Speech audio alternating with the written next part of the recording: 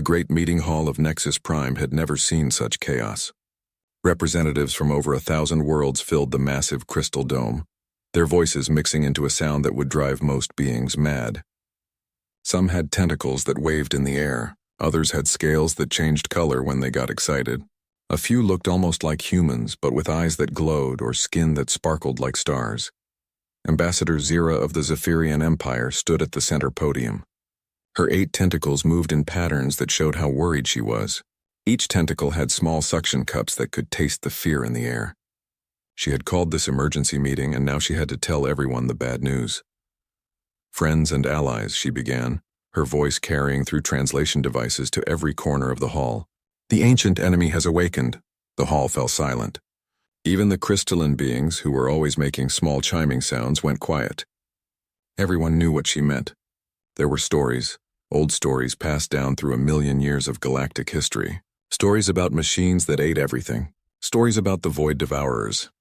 "Our deep space sensors have confirmed it," Zira continued. "The Void Devourers are moving again.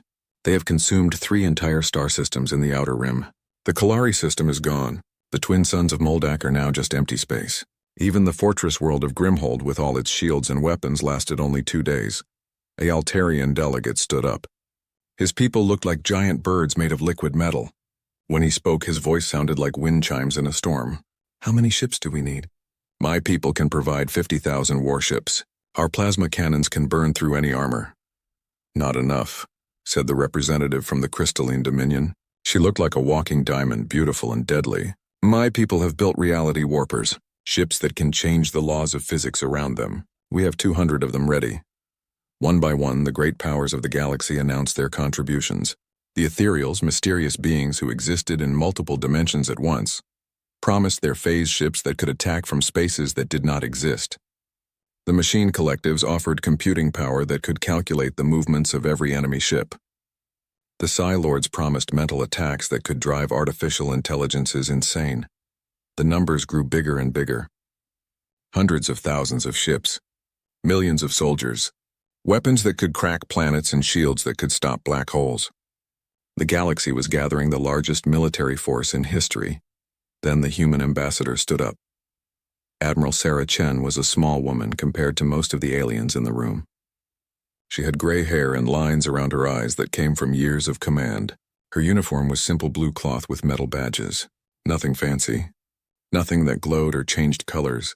She looked ordinary. "The United Earth Systems will contribute to this defense," she said in a clear, calm voice. The hall waited. Everyone expected the humans to offer their entire fleet. Humanity was new to the galactic community, only 200 years since first contact. But they had proven themselves in several small wars. Their ships were primitive by galactic standards, using chemical rockets and kinetic weapons instead of exotic energy systems, but they fought with a determination that impressed even veteran warriors. "We will send 1 ship," Admiral Chen said. The silence lasted exactly 3 seconds. Then everyone started talking at once. 1 ship. The Altarian delegates' metal feathers ruffled. "Did the translation system make a mistake?"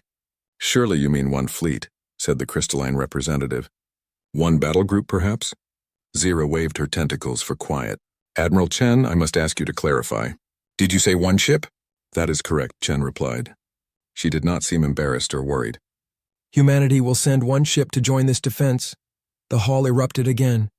Some delegates laughed, though it sounded more like steam escaping from pressure valves or crystals breaking. Others made sounds of anger or confusion. A few whispered among themselves, trying to understand what the humans were thinking. Commander Thex of the warrior clan stood up. He was 3 meters tall, covered in scales that could stop laser fire, and had 4 arms that ended in claws sharp enough to cut through steel. "Human, do you mock us? Do you not understand the threat we face? The Void Devourers destroyed the first galactic empire. They consumed civilizations that had ruled for millions of years. They cannot be stopped by brave words and primitive weapons." Admiral Chen looked at him without fear. Humans had a reputation for being either very brave or very stupid, sometimes both at the same time. "Commander Thex, I understand your concern. But humanity will send 1 ship. That is our decision." "What kind of ship?" asked the ethereal representative. Its voice came from everywhere and nowhere at once. "A battleship? A carrier? A planet killer?" "You will see when it arrives," Chen said. I can tell you that it carries the hopes of humanity and the finest weapons our people have ever built. The Zephyrian ambassador tried to restore order. Perhaps the humans have a special weapon, a new technology they have not shared with us. Is this correct, Admiral Chen? Chen smiled slightly. It was not a happy smile, but it was not sad either. It was the smile of someone who knew something others did not. Ambassador Zira, humanity has always believed that the best way to solve a problem is to find the right tool for the job. We have found the right tool. One ship against millions of void devourers. The crystalline representative's body flashed angry red colors. This is madness. Your people will die and their sacrifice will mean nothing. Perhaps, Chen admitted, but we have made our choice. Where should our ship report for duty? Zira consulted her data pad. Her tentacles moved over the controls like a musician playing an instrument. The convergence point is the Kepler Nebula. All fleets will gather there to make our stand. The tactical committee will assign your ship a position in the support formation. Our ship will take whatever position you think is best, Chen said. But I should warn you about something. What? Asked Thex. Our ship is loud, Chen said. Very loud. Some of your more sensitive equipment might want to keep a safe distance. Before anyone could ask what she meant, Admiral Chen turned and walked out of the hall. Her footsteps echoed in the sudden silence. Every eye in the room followed her until the doors closed behind her. The debates went on for hours after that. Some delegates thought the humans were hiding something. Maybe they had built a secret superweapon. Maybe their one ship was actually a disguised battle station. Maybe they had found a way to control the void devourers instead of fighting them. Others thought humanity had simply gone insane from fear. The stress of facing an enemy that had destroyed galactic civilizations before their planet, had even cooled from its formation, had broken their minds. They were sending one ship because they could not accept the truth that one ship would make no difference. A few, the wisest ones, remembered that humans had surprised everyone before. When the Centauri Confederacy had thought Earth would surrender after losing their first fleet, the humans had built 10 more fleets and kept fighting. When the Rigel pirates had expected humans to pay tribute like everyone else, humanity had hunted them across 3 star systems until not one pirate ship remained. Humans were new to space, but they learned fast. They adapted faster, and they never ever gave up. But even those who respected humanity's determination could not understand how one ship could make a difference against the void devourers. The mathematics were simple. Millions of enemy ships versus one human vessel. The only question was how long that one ship would survive. In the hours that followed, as representatives returned to their homeworlds to prepare their fleets, messages flew across the galaxy. Military commanders studied tactical projections. Scientists worked on new weapons. Entire populations prepared for evacuation if the defense failed. And in the Sol system, something moved. Deep in the asteroid belt, beyond Mars but before Jupiter, construction scaffolds that had surrounded the dwarf planet Ceres for 50 years began to fall away. The scaffolds were enormous, big enough to build a moon, and they had been humanity's greatest secret. Other races knew the humans were building something out there, but every attempt to scan it had been blocked by interference fields and debris clouds. Now the scaffolds drifted apart like flower petals, and what they had been hiding was revealed. It was a ship, but calling it a ship was like calling a hurricane a breeze. The vessel stretched nearly 100 kilometers from end to end. Its hull was dark metal that seemed to absorb light rather than reflect it. Along its sides, weapon ports opened and closed like breathing holes. At its front, sensor arrays spread out like the antennae of some enormous insect. This was humanity's answer to the void devourer threat. Not a fleet, not an army, but a single ship built with every resource Earth and its colonies could provide. 50 years of construction, the greatest minds of humanity working on its design. Technologies borrowed, adapted, and improved from every race that had ever traded with Earth. The ship had a name, carved into its hull in letters 10 meters tall, UES Righteous Thunder. Inside the massive vessel, 12,000 humans prepared for the journey that would determine the fate of the galaxy. Captain Marcus Webb stood on the bridge, which was larger than most space stations. Around him, holographic displays showed the status of every system on the ship. There were a lot of systems. "All departments report ready," said his first officer, Commander Lisa Park. She was young for such a position, but then again, everyone on the ship was young by the standards of other races. Humans lived fast lives and made fast decisions. "Very well," Captain Webb said. Signal Earth Command that we are beginning our journey. Then activate the fold drive. The fold drive was humanity's greatest secret. Other races traveled faster than light by jumping through hyperspace or sliding through dimensions that were easier to move through. Humans had found a different way. They folded space itself, bringing their destination closer instead of moving their ship faster. It was dangerous. It was expensive. And it worked. Space around the righteous thunder began to ripple like water. The stars shifted and bent. For a moment, the laws of physics seemed to pause and consider whether to allow what was happening. Then the ship vanished. Across the galaxy, sensor networks detected the fold signature. Military analysts tried to calculate where the human ship was going and how fast it would arrive. The energy readings were confusing. The ship seemed to mass more than a small planet, but that was impossible. No ship could be that heavy and still move. Some of the readings made no sense at all. Energy signatures that should not exist. Gravitational effects that broke known laws. Weapon systems that the computers could not classify. The Galactic Defense Committee sent urgent messages to their best scientists. What were the humans really sending? What kind of ship could generate such readings? But there was no time for proper analysis. The Void Devourers were moving too fast. 3 more star systems had gone dark while the galaxy argued about humanity's single ship. The enemy would reach the Kepler Nebula in days. All across the galaxy, fleets began to move. The greatest armada in history was assembling, carrying weapons that could destroy planets and shields that could survive supernovas. Ship after ship jumped into hyperspace, racing toward what might be the last battle of galactic civilization. And somewhere in the folded spaces between stars, the righteous thunder continued its journey. Inside its hull, humans checked their weapons and said their prayers and prepared to show the galaxy why sometimes one ship was enough. The cannons had not yet thundered, but the storm was coming. Captain Marcus Webb had been awake for 36 hours, but his eyes were still sharp as he watched the main display on the bridge of the righteous thunder. The ship was moving through folded space at speeds that would make other races' fastest vessels look like they were standing still. But inside the fold bubble, time moved strangely. Minutes could feel like hours, or hours could pass in what felt like seconds. "Status report," he said to Commander Park, who was managing the dozens of stations around the bridge. Each station monitored a different part of the ship, and there were many parts to monitor. "Fold drive operating at 98% efficiency," she replied.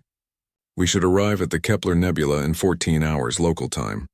All weapon systems are charging. Crew morale is high." Webb nodded. Morale was important on a ship like this.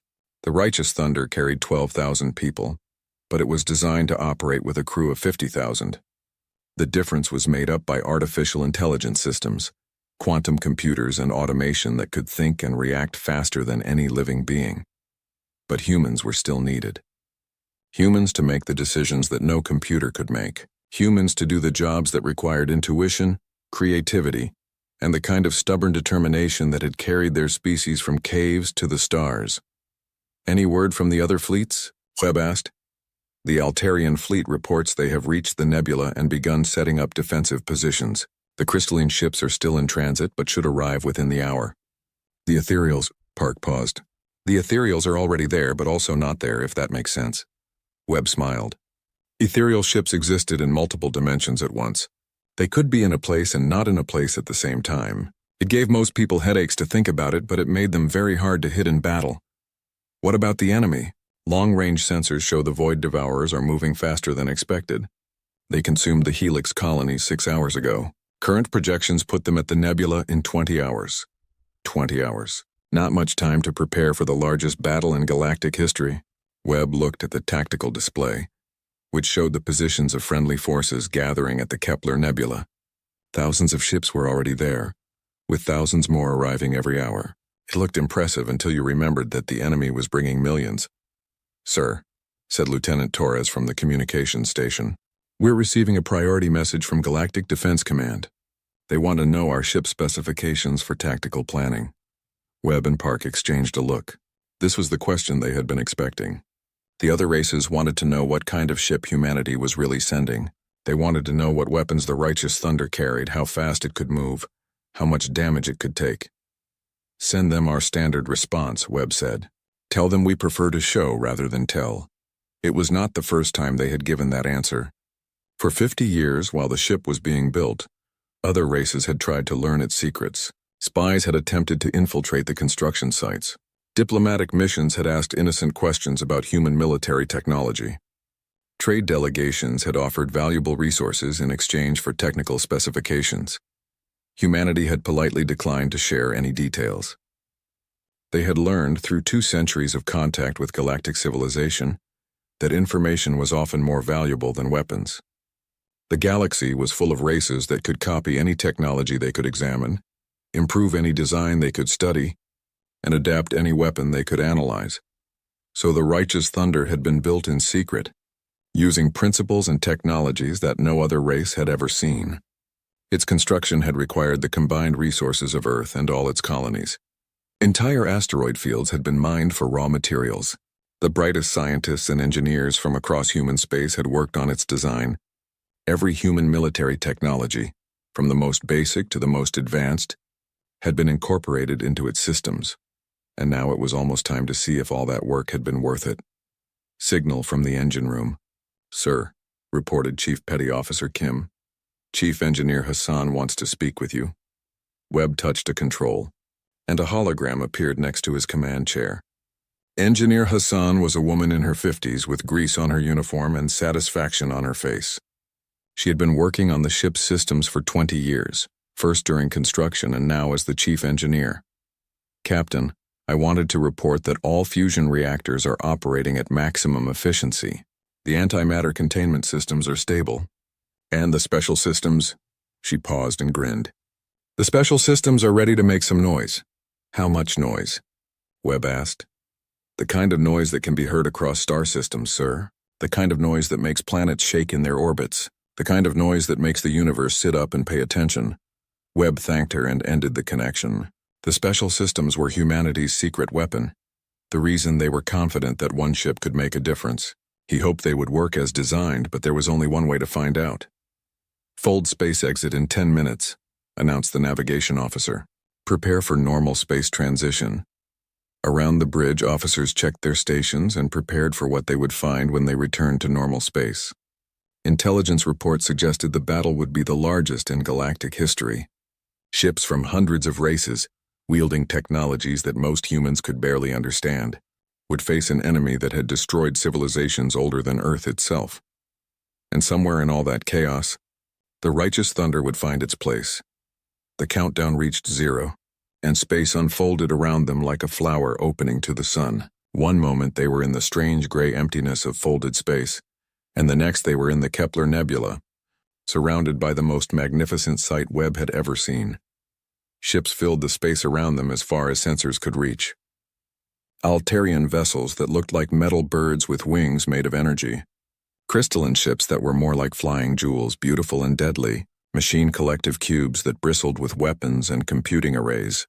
Ethereal ships that flickered in and out of visible light like ghosts made of starlight. And there, in the center of it all, was the command station where Admiral Vex of the Altarian Empire was coordinating the defense.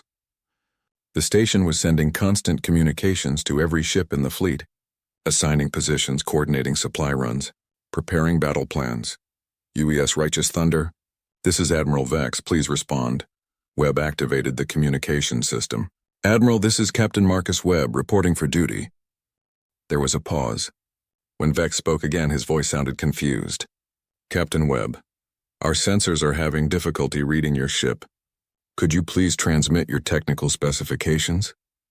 "I'm afraid we don't share technical specifications, Admiral, but we are ready to fight wherever you need us." Another pause, longer this time. Webb could imagine the conversations happening on the command station. The aliens had been expecting a small human warship, maybe a cruiser or a battleship. What they were seeing did not match their expectations. "Captain Webb," Vex said finally, "your ship appears to be larger than anticipated, and our sensors are detecting energy signatures we do not recognize. What exactly are you bringing to this battle?" "Whatever it takes to win, Admiral." "That is not an answer, Captain. We need to know your capabilities so we can assign you an appropriate position in the battle line." "Are you a battleship? A carrier? A support vessel?" Webb looked at the tactical display, which showed the positions of hundreds of thousands of Allied ships arranged in defensive formations around the nebula. Each ship had been assigned a role based on its capabilities. Fast ships on the flanks to harass enemy formations, heavy ships in the center to absorb the main attack, support ships in the rear to provide supplies and repairs. Where did a ship like the Righteous Thunder fit in such a plan? It was too big to be fast, too unusual to be predictable, and too secret to be properly understood. "Admiral," Webb said, "I suggest you put us wherever you think we can do the most good. We'll adapt to whatever role you need us to fill." "Very well," Vex replied, though he still sounded uncertain. "Report to Sector 7. You will be assigned to the reserve formation under General Crix of the warrior clans. Try not to get in the way of the real warships." Webb smiled at that. The reserve formation was where commanders put ships they did not know what to do with. It was also where they put ships they did not expect to survive the first attack. But it would do. "Understood, Admiral." Righteous Thunder moving to Sector 7. The great ship began to move, and immediately every sensor in the fleet began registering impossible readings. The ship seemed to mass more than a small moon, but it accelerated like a fighter craft. Its energy signature suggested power systems beyond anything known to galactic science. Its weapon ports were opening and closing in patterns that no computer could predict. On the command station, Admiral Vex stared at his sensor displays in confusion. His technical officers were frantically trying to understand what they were seeing. The human ship was breaking several laws of physics just by existing, and seemed to be preparing to break several more. "Sir," said his sensor officer, "I'm reading massive gravitational distortions around the human ship. It's like they're carrying a compressed star in their cargo hold." "That's impossible," Vex replied. "No ship could contain that much mass and still function." "Yes, sir. Should I report a sensor malfunction?" Vex looked at the display again. The human ship was now in position with the reserve formation, and other ships were keeping a respectful distance from it. Even the warrior clan vessels, which feared nothing in the galaxy, seemed nervous around the mysterious human warship. "No," he said finally. "Don't report anything yet. Let's see what the humans actually do before we decide their ship is impossible." In Sector 7, the Righteous Thunder took its position among the reserve ships. General Crix, commanding from his flagship, sent a brief welcome message and then ignored them. He had more important things to worry about than one mysterious human vessel. But the other ships in the reserve formation could not ignore what they were seeing. The Righteous Thunder was huge, but size was not the strangest thing about it. The ship seemed to bend light around itself, making it hard to look at directly. Its weapon ports glowed with energies that their sensors could not identify. And there was something about it that made experienced warriors feel uneasy. Like standing next to a sleeping volcano, Captain Webb stood on his bridge and watched the tactical displays show the entire Allied fleet. Nearly 1 million ships from hundreds of races carrying the most advanced weapons and defenses galactic science could produce. It was an impressive sight, and it might not be enough. "Sir," said Commander Park, "long-range sensors are detecting the enemy fleet. They're still 18 hours out, but the readings are significant." Webb looked at the sensor data streaming across his displays. The Void Devourers were not just bringing ships, they were bringing swarms. Millions of vessels of every size, from fighters smaller than shuttles to motherships larger than space stations. They moved like a living thing, flowing through space in patterns that seemed both random and perfectly coordinated. And at the center of the swarm, something that sensors could barely detect. Something that might be a ship, or might be a weapon, or might be something else entirely. Something that made every artificial intelligence in the galaxy feel afraid, though none of them could explain why. 18 hours, Webb said quietly. Pass the word to all departments. Final preparations, final checks, final prayers for anyone who believes in them. Around the ship, 12,000 humans made ready for battle. Engineers tested systems that had never been fired in anger. Gunners ran simulations on weapons that could crack planets. Marines checked equipment designed for fighting in environments that no human had ever encountered. And in the deepest parts of the ship, in chambers that did not appear on any schematic, special systems hummed with power that defied every known law of science. Systems that had taken 50 years to build and might work for only a few minutes. Systems that represented humanity's best guess at what would be needed to fight an enemy that had destroyed galactic civilizations. The cannons had not yet thundered, but they were loaded and ready. Soon, very soon, the galaxy would learn why humanity had sent only one ship. And the Righteous Thunder would show them all what human determination looked like when it was given unlimited resources and 50 years to prepare for war. The Kepler Nebula had become the center of galactic civilization overnight. Nearly 1 million warships from hundreds of worlds floated in carefully arranged formations, their combined mass enough to affect the gravity of nearby stars. Command ships coordinated movements with streams of encrypted communications. Supply vessels moved between the battle groups, delivering ammunition and fuel for what everyone expected to be the longest battle in recorded history. Admiral Vex stood in the command center of his flagship, the Soaring Eagle, and tried not to show his fear. Around him, holographic displays showed the positions of every ship in the fleet, color-coded by race and function. Blue for Altarian vessels, red for the warrior clans, silver for the machine collectives, and dozens of other colors for dozens of other races. It was beautiful in its complexity, like a three-dimensional work of art made from starships. But there was one ship that did not fit the pattern. One ship that the computers could not properly classify or position. The human vessel floated with the reserve formation in Sector 7, but it showed up on sensors as a gray blob that hurt to look at. Its mass readings changed every few minutes, as if the ship was somehow becoming heavier and lighter at the same time. Its energy signature looked like nothing in any database. Any new intelligence on the human ship? Vex asked his science officer, Colonel Nex. Nothing useful, sir. Our best sensors can penetrate about 50 meters into its hull before the readings become meaningless. It's like the ship is made of folded space-time instead of normal matter. The energy readings suggest they have power systems that should be impossible with known technology. Weapons? We can identify approximately 15,000 individual weapon ports of various sizes, but we have no idea what comes out of those ports when they fire. 15,000 weapons on a single ship. Most battleships carried fewer than 100. Even the massive dreadnoughts of the elder races rarely exceeded 500 weapon systems. What kind of ship needed 15,000 guns? Sir, called the communications officer, we're receiving a signal from the outer sensor net. The enemy fleet has been detected. The main display changed to show the approaching void devourers. At first it looked like a cloud of static, millions of tiny contacts moving in seemingly random patterns. But as the computer processed the sensor data, patterns began to emerge. The enemy was not moving randomly at all. They were flowing through space like a living organism, individual ships moving in perfect coordination with the whole. Enemy numbers? Vex asked, though he already knew the answer would be bad. Approximately 4 million vessels of various sizes. They're maintaining formation at 1/4 light speed, but that could change without warning. Estimated arrival time 6 hours. 4 million enemy ships against 1 million defenders. The mathematics were not encouraging, but Vex had seen worse odds before. Not much worse, but worse, and the defenders had advantages that numbers alone could not overcome. They were fighting in a prepared position, with supply lines and repair facilities close at hand. They had coordinated battle plans developed by the finest military minds in the galaxy. Most importantly, they were fighting together, hundreds of races setting aside their differences to face a common threat. Signal all fleet commanders, Vex ordered. Final briefing in 1 hour. All ships are to complete battle preparations and take assigned positions. The next hour passed quickly. Across the vast fleet, weapons were loaded, shields were charged, and crews made their final preparations. On some ships, warriors sharpened their claws or checked their personal armor. On others, engineers ran final diagnostics on quantum computers or exotic matter containment systems. A few races held religious ceremonies asking their gods for victory, or at least for honorable death.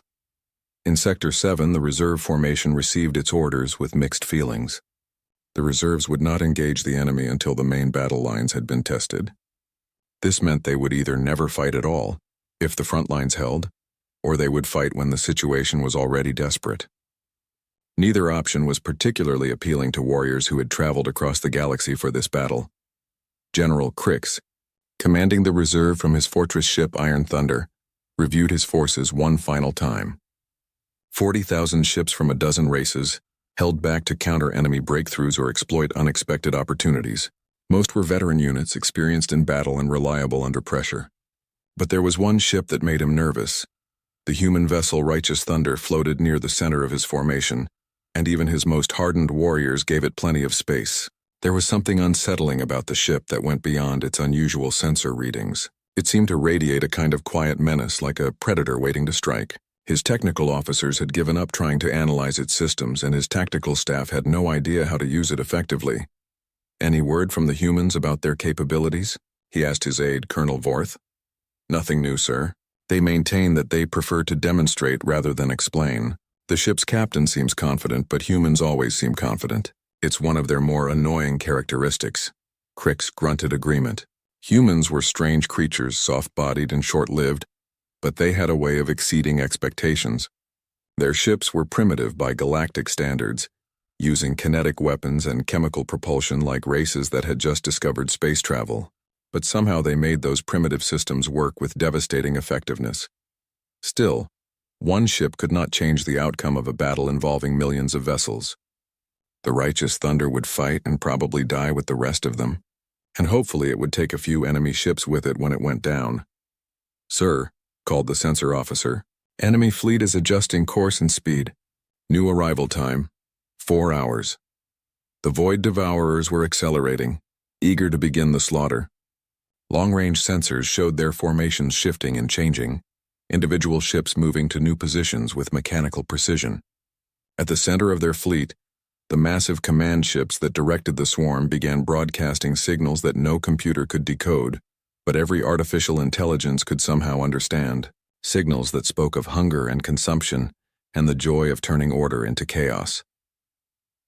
On the bridge of the Righteous Thunder, Captain Webb watched the tactical displays with calm attention. Around him, his bridge crew worked with quiet efficiency, monitoring systems and preparing for battle.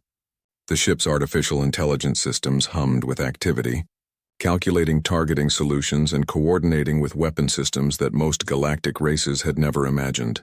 "Status report," Webb said to Commander Park. "All systems operational. Weapon ports are charged and ready. The special systems are standing by for activation on your command. Crew morale remains high, though some of the newer personnel are showing signs of pre-battle stress." Webb nodded.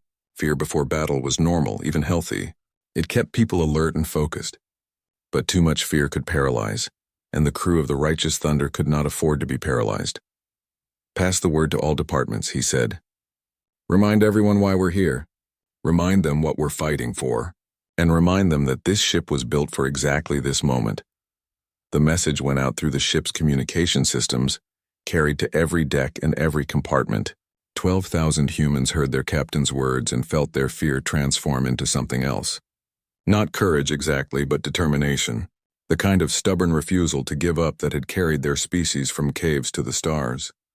In the weapons bays, gunners made final adjustments to targeting systems that had been calibrated for this specific battle. In the engine rooms, engineers watched power levels climb toward redline and beyond. In the command centers, tactical officers studied enemy formations and planned attacks that no other race had ever attempted. And in the special chambers deep in the ship's core, systems that defied known physics came online with a sound like reality cracking at the seams. "Enemy fleet entering extreme weapons range," reported the tactical officer. "First contact in 30 minutes. Across the Allied fleet, 1 million ships prepared for battle. Weapon systems that could sterilize planets powered up with whines and hums and crackling discharges of exotic energy. Shield generators created barriers that could stop black holes. Sensors swept space for the first sign of enemy movement. And then the Void Devourers attacked. They came like a tide of dark metal, millions of ships moving with perfect coordination. The first wave hit the outer sensor nets and destroyed them without slowing down. The second wave engaged the advanced scouts, small fast ships that tried to gather intelligence on enemy capabilities. Most of the scouts died in the first few seconds, but a few survived long enough to transmit data that made no sense. The Void Devourers were not using energy weapons or exotic particles, or any of the advanced technologies that dominated galactic warfare. They were using matter. Raw, simple matter accelerated to incredible speeds and hurled at their targets like bullets from a gun. It was a primitive technique that every military academy taught as historical curiosity, something that barbaric races used before they discovered proper weapons. But there was nothing primitive about the way the enemy used it. Their projectiles moved at significant fractions of light speed, carrying enough kinetic energy to crack battlecruisers in half. They fired in perfectly coordinated volleys, thousands of ships launching their attacks at precisely the same instant to overwhelm defensive shields through sheer mass of fire. And they learned. Every shot that missed was analyzed, every defensive maneuver was recorded, every shield frequency was catalogued. By the time the third wave attacked, the enemy was already adapting their tactics to counter Allied defenses. "All ships engage at will," Admiral Vex ordered. "Show them what galactic civilization can do." The response was magnificent and terrible. 1,000,000 warships opened fire at once, filling space with energies that made stars seem dim by comparison. Plasma bolts that could melt asteroids, quantum torpedoes that existed in multiple dimensions, reality warping fields that changed the fundamental laws of physics in localized areas. Every weapon that galactic science had ever devised was brought to bear against the approaching enemy. The first few Void Devourer ships died, their hulls cracked open by forces beyond their ability to resist. But the rest kept coming, and they were learning from every hit. Their armor adapted to resist plasma. Their shields shifted frequency to deflect quantum attacks. Their formation patterns changed to minimize damage from reality warpers. Within minutes, the advanced weapons that had destroyed the first enemy ships were becoming less effective. Within an hour, they were almost useless. The Void Devourers had learned to counter every exotic technology the galaxy could produce, turning the defenders' greatest advantages into mere annoyances. The battle lines began to buckle under the weight of numbers. Ship after ship fell silent as the enemy swarm engulfed them. The beautiful formations that had taken hours to arrange dissolved into chaos as individual vessels fought for survival against overwhelming odds. "Reserve formations, prepare to advance," General Crix ordered. The time for sitting back and watching was over. If the main battle lines collapsed completely, there would be nothing left to defend. On the bridge of the Righteous Thunder, Captain Webb watched the battle unfold with calm interest. The tactical display showed friendly contacts winking out of existence as enemy forces overwhelmed position after position. It was exactly what he had expected to see. "Sir," said Commander Park, "General Crix is ordering all reserve units to advance and support the main battle line." "Acknowledge the order," Webb replied. "But maintain current position." "Sir?" "The battle is developing as anticipated, Commander. The enemy is demonstrating their ability to adapt to exotic technologies and overwhelming tactics through superior numbers. It's time to show them something different." Webb touched a control on his command chair, and throughout the Righteous Thunder, alert signals began to sound. Not the general quarters alarm that called crews to battle stations. They were already there. This was the special signal that meant the moment had finally arrived. The moment they had trained for, planned for, and built their entire ship around. "All weapon systems prepare for full engagement," Webb ordered. "Activate special protocols. Authorization code, Thunder 77 Alpha." Deep in the ship, systems that had never been used in battle came online with a sound like the universe clearing its throat. Weapon ports that had remained sealed opened with mechanical precision. Targeting systems that operated on principles no other race understood locked onto enemy formations with predatory focus. The Righteous Thunder began to move forward, leaving the reserve formation behind. It accelerated slowly at first, then faster, until it was moving toward the enemy at speeds that should have been impossible for something so large. "General Crix to Righteous Thunder," came a signal on the communication channel. "You are ordered to maintain formation and await further instructions." Captain Webb activated the response system. "General, with respect, we are engaging the enemy as ordered. Thank you for the opportunity to serve alongside your forces." He closed the channel before Crix could respond. Around him, the bridge crew worked with focused intensity as their ship approached the battle zone. They could see the enemy swarm ahead, millions of dark shapes moving through space like a plague of mechanical locusts. "Range to nearest enemy formation?" Webb asked. 50,000 kilometers and closing," reported the tactical officer. "Recommend we begin firing at maximum range to test their defenses." "Negative," Webb said. "We fire when we can be sure of hitting what we aim at. The galaxy is about to learn something important about humanity." "What's that, sir?" Webb smiled, and it was not a gentle expression. "That sometimes the oldest solutions are the best solutions, and that humans have never forgotten how to build a really big gun." The Righteous Thunder continued its advance toward the heart of the enemy fleet, and across the galaxy, sensors recorded its approach with growing confusion and alarm. Whatever the humans were planning, it was not in any tactical manual ever written. The cannons had not yet thundered, but the thunder was coming. The righteous thunder moved through space like a force of nature, its massive bulk accelerating toward the enemy fleet with impossible grace.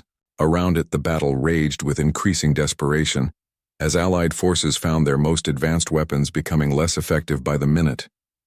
The Void Devourers were learning, adapting, evolving their defenses to counter every exotic technology the galaxy could deploy against them. Captain Webb stood on his bridge and watched the tactical displays with the calm of a man who had been preparing for this moment his entire life. The enemy swarm was vast, millions of ships moving in coordination patterns that hurt to think about. But he could see the gaps in their formation, the places where human weapons could do the most damage. Range to primary target formation? He asked. 30,000 kilometers, replied Lieutenant Commander Torres. Enemy vessels are maintaining defensive spacing, but they appear to be concentrating their largest units for a breakthrough attempt. Webb nodded. The Void Devourers had studied the Allied formations and identified the weak points. They were gathering their heavy ships for a concentrated assault that would shatter the defense line like glass. It was good strategy, the kind that had served them well for millions of years, but they had never faced humans before. All weapon systems, stand by, Webb ordered. Target the enemy concentration. Full spread, maximum penetration. Around the ship, 15,000 weapon ports opened simultaneously. The sound was like thunder trapped in metal, a deep rumbling that vibrated through every deck and corridor. Systems that had been built in the deepest secrecy.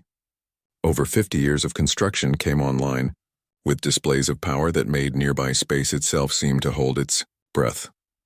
But what emerged from those weapon ports was not energy, beams or exotic particles or reality-warping fields. What emerged was metal, simple, honest, incredibly dense metal moving at velocities that approached the speed of light. The first salvo contained 10,000 projectiles, each one a masterpiece of human engineering. They were not simple bullets or crude kinetic rounds. Each projectile was guided by its own artificial intelligence, powered by its own fusion reactor, and equipped with sensors that could track targets across interplanetary distances. Some carried antimatter warheads designed to crack open the heaviest armor. Others held quantum disruptors that could destabilize matter at the atomic level. A few contained what human engineers simply called planet crackers, weapons so destructive that their technical specifications were classified at levels that required unanimous approval from Earth's entire government to access. But the most devastating thing about them was not their warheads or their guidance systems. It was their speed.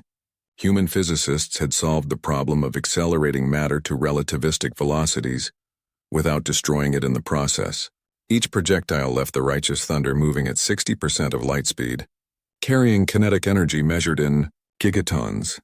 The Void Devourers had no defense against simple physics applied with overwhelming force. The first enemy ship died before its sensors could register the incoming projectile. One moment it was a 3-kilometer-long battle cruiser bristling with weapons and adaptive armor. The next moment it was an expanding cloud of superheated plasma, its matter scattered across thousands of cubic kilometers of space. The second ship had time to detect the attack and begin evasive maneuvers. Its adaptive systems tried to analyze the threat and develop countermeasures. But there are no countermeasures against mass moving at relativistic speeds. The projectile punched through its hull like it was made of tissue paper, and the antimatter warhead detonated inside its core reactor. The explosion was visible from 3 star systems away. The third ship managed to activate its shields and reinforce its armor. The human projectile struck the barrier and went right through it. The Void Devourers had learned to stop energy weapons and exotic particles, but they had no protocols for dealing with solid matter moving at significant fractions of light speed. Their adaptive systems had no reference point for such primitive yet devastatingly effective weapons. In the space of 30 seconds, the first salvo from the Righteous Thunder destroyed over 8,000 enemy ships. It was the most successful single attack in the history of galactic warfare, and it was just the beginning. Second salvo. Fire, Webb ordered. Another 10,000 projectiles screamed across space, each one targeted at a specific enemy vessel. This time the Void Devourers were ready, or thought they were. Their formation scattered, trying to present smaller targets. Their ships activated every defensive system they possessed. Their command vessels frantically transmitted new protocols for dealing with kinetic weapons. None of it mattered. The human projectiles adjusted their courses with mechanical precision, following their targets through every evasive maneuver. When ships tried to hide behind larger vessels, the projectiles simply punched through both targets. When formations scattered, the weapons split apart into smaller submunitions, each one capable of tracking and destroying a separate target. The second salvo claimed another 7,000 enemy ships. Across the Allied fleet, sensor operators stared at their displays in disbelief. The mysterious human ship was single-handedly destroying enemy formations that had been chewing through their most advanced warships like they were made of paper. Admiral Vex watched the tactical display update in real time, showing friendly contact symbols appearing where enemy formations had been moments before. "What kind of weapons are those?" he asked his science officer. "Kinetic projectiles, sir. Metal slugs fired at relativistic speeds. It's actually quite primitive technology, in principle, but the execution is far beyond anything we've ever seen." "Primitive?" Vex stared at the display as another enemy formation vanished under human fire. "How is this primitive?" "The basic concept dates back to the earliest days of space warfare, sir. Most races abandoned kinetic weapons when energy systems became available. They're inefficient, limited in range, and difficult to target accurately at long distances." "Those don't look inefficient to me." "No, sir. The humans appear to have solved all the traditional problems with kinetic weapons. Their projectiles are self-guided, self-powered, and somehow maintaining coherence at velocities that should cause them to disintegrate from relativistic effects." On the bridge of the Righteous Thunder, Captain Webb was beginning to enjoy himself. The ship's artificial intelligence systems were coordinating the attack with inhuman precision, calculating trajectories that threaded between friendly ships and struck enemy targets with mathematical certainty. The weapon systems were cycling through their ammunition at a rate that would have exhausted most ships' magazines in minutes. But the Righteous Thunder had been designed for exactly this kind of sustained bombardment. "Third salvo. Fire," he said, and another 10,000 projectiles joined the deadly ballet filling space around the nebula. But the enemy was learning, as they always did. The Void Devourers began to adapt their tactics to deal with kinetic weapons. They spread their formations wider, making individual targeting more difficult. They positioned smaller ships to intercept incoming projectiles, sacrificing themselves to protect larger vessels. Some ships began using their own matter projectors to create debris fields that might deflect or destroy human rounds. A few of the adaptations worked. The fourth salvo destroyed only 4,000 enemy ships instead of 7,000. The fifth claimed 3,000. The sixth managed barely 2,000 kills as enemy countermeasures became more effective. "They're learning to counter our attacks," Commander Park observed.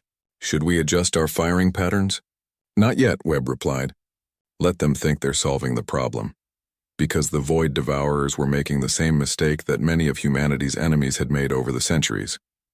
They assumed that humans were limited to one type of weapon, one tactical approach, one way of thinking about warfare.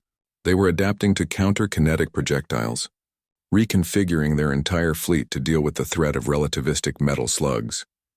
They had forgotten that the Righteous Thunder had 15,000 weapon ports, and so far they had seen the output of fewer than 100 of them.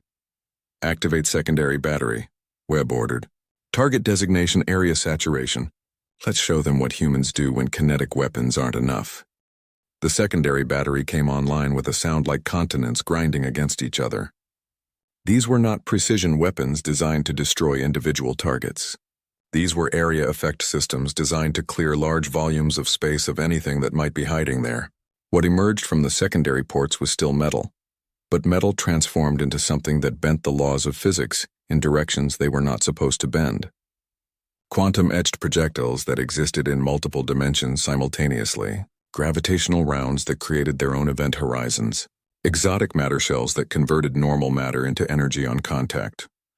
But the most terrifying weapons in the secondary battery were the ones human engineers called space rippers. These were projectiles that did not simply move through space.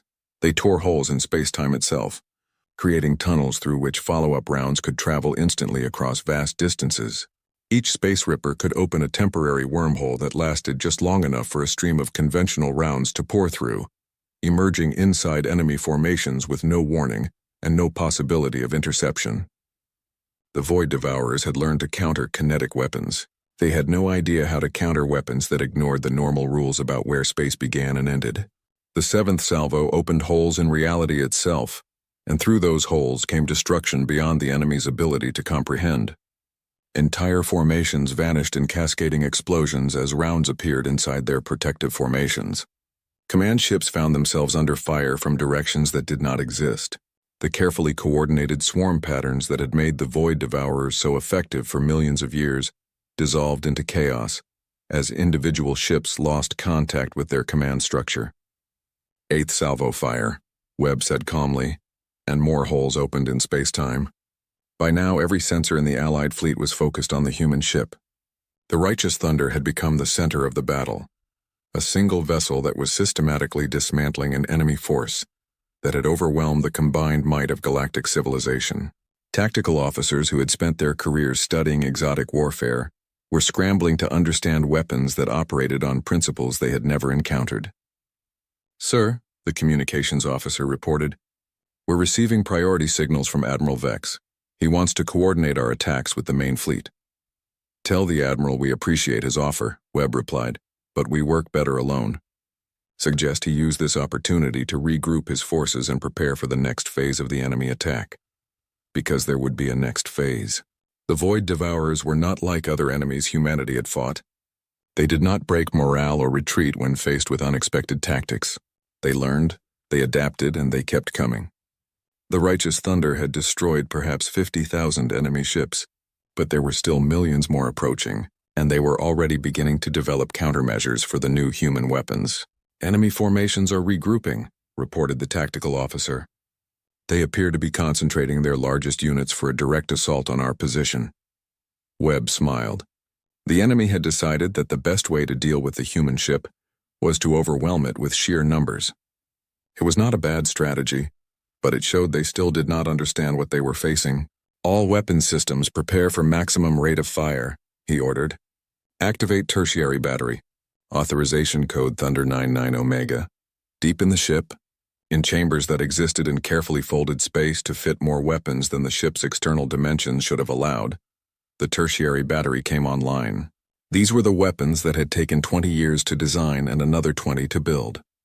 Weapons that operated on principles so advanced that only a few dozen humans in the entire galaxy understood how they worked.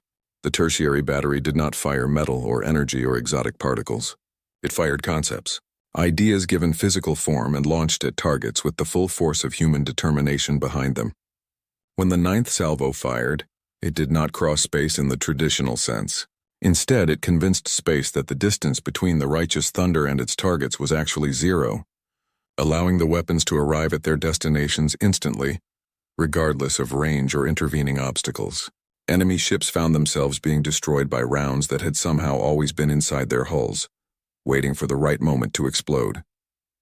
The 10th salvo fired ideas about entropy and decay, causing enemy vessels to age 1,000,000 years in the space of seconds and crumble into cosmic dust. The 11th salvo launched the concept of vacuum, creating zones of perfect emptiness that rejected the presence of matter so completely that enemy ships simply ceased to exist when they entered them. By the 12th salvo, the Void Devourers were no longer trying to attack.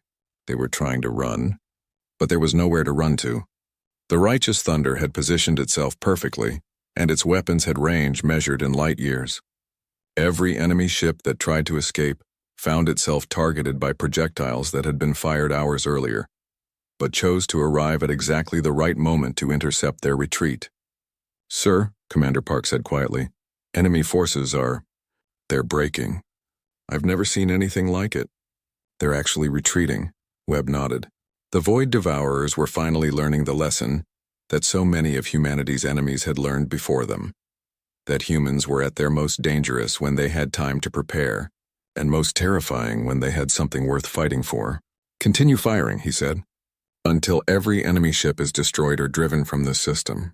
The galaxy needs to see what happens when you threaten humanity's friends." The thunder of the cannons continued to roll across space, and with each salvo, the legend of the Righteous Thunder grew larger. One ship against millions, and the millions were losing. The silence that followed the final cannon shot was more profound than anything the galaxy had ever experienced.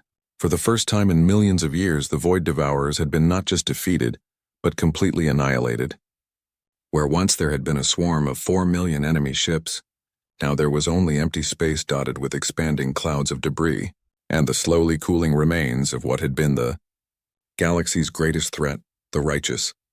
Thunder hung motionless in the center of the battlefield, its weapon ports finally quiet after hours of continuous fire. Steam vented from cooling systems that had been pushed beyond their design limits. The ship's hull glowed with residual heat from weapons that had rewritten the laws of physics with each shot. But it was intact, functional, and ready to continue fighting if necessary. On the bridge, Captain Webb stood before the main display and watched the tactical readouts confirm what his eyes could already see. The enemy was gone. Not retreated, not regrouping, not preparing for another attack. Gone. Destroyed, so completely that their adaptive protocols had no opportunity to learn from their defeat. Final casualty report, he said to Commander Park. All enemy vessels destroyed or disabled. No confirmed survivors. Allied casualties, she paused, checking her data again. Allied casualties are remarkably light, sir. The enemy focused most of their attacks on us once we became the primary threat. Most of the other fleets suffered only minor damage. Webb nodded. The Void Devourers had made the tactical decision to concentrate their fire on the ship that was causing them the most damage. It was logical, but it had also protected the rest of the Allied fleet from the worst of the enemy assault. Hundreds of thousands of ships that might have been destroyed were now intact, their crews alive to return home to their families. Damage report on our vessel? Superficial only, sir. Some hull scoring from enemy fire, a few minor system overloads from sustained maximum output, but nothing that affects our combat capability. The ship performed exactly as designed. As designed. Webb thought about those words and what they meant. The Righteous Thunder had been designed for this specific moment, built from the ground up to face an enemy that could adapt to any conventional weapon. 50 years of human ingenuity, determination, and industrial capacity had gone into creating a ship that could do what no other vessel in galactic history had ever accomplished. Sir, the communications officer called out, we're receiving signals from the Allied fleet. Admiral Vex is requesting permission to come aboard. Webb considered that. In all the years of construction, no non-human had ever been allowed inside the Righteous Thunder. The ship's secrets were humanity's most closely guarded military technology. But the battle was over, and perhaps it was time for the galaxy to understand what they had really witnessed. Grant permission, he said. Have Admiral Vex and his senior staff transported to Conference Room Alpha. Full honors. The next hour was a whirlwind of activity as representatives from dozens of races made their way aboard the human ship. They came expecting to see familiar technology, familiar design principles, familiar ways of organizing a military vessel. What they found instead challenged everything they thought they knew about warfare, engineering, and the limits of what was possible. Admiral Vex, the proud leader of the Altarian Empire's fleet, walked through corridors that seemed to stretch longer than they should given the ship's external dimensions. The walls were lined with displays showing weapon systems he could not identify, power readings that defied known physics, and technical specifications written in mathematical languages that his translation software could not process. How many crew members does this ship carry? He asked Captain Webb as they made their way to the conference room. 12,000, Webb replied. Vex stopped walking. 12,000? But this ship is nearly 100 kilometers long. My flagship carries 50,000 crew members, and it's a tenth this size. Humans prefer to automate what can be automated and reserve crew positions for tasks that require judgment, creativity, or intuition, Webb explained.